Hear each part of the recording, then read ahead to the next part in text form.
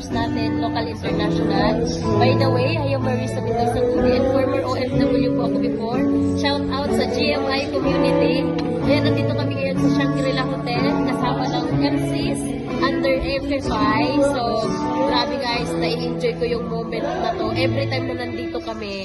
And especially today kasi nag-income po tayo and kumita po tayo ngayong araw na to ng 390,000 pesos. Okay? So, grabe guys. Sa lahat po ng OFW leaders, nakagaya ko, huwag kang magstay sa sitwasyon na meron ka ngayon. Isang desisyon, yung pinakakailangan mo na dapat pag nagdesisyon ka is buo yung loob mo na kahit anong pagdaanan mo, itutuloy mo talaga to. Kasi ang kapalit po niyan, katulad ng buhay na meron po ako ngayon, yung gigising ka sa umaga, wala kang takot, wala kang kaba, na may amo kang nagbabantay sa'yo. Ang sarap po gumising na one day nandito ka sa Pilipinas, kasama ng pamilya mo, kumikita ka, wala kang takot, wala kang kontrata, sa'yo po yung oras mo. So, sa lahat po ng OFW, deserve mo po kung ano yung meron ako ngayon. Basta patunayan mo lang na itong nangyayari sa akin is kayang-kaya mo rin po gawin para sa'yo po ito.